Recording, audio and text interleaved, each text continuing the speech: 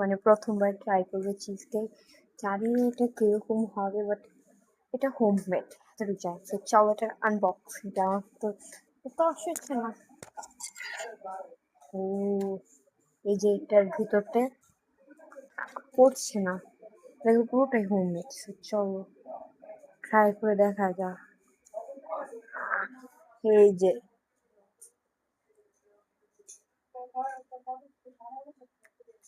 Crunchy crunchy creamy flavour. It's really good. সবাই এটা try করছে, বাট আমার ট্রাই করা হয়নি, তাই আমি এটা হোমমেড বাসায় বানালাম without egg fresh cream, but butter দিয়েছি। জাস্ট ওয়াও, আমি তোমাদেরকে বলে বুঝাতে পারছি না, এটা তো টেস্টি।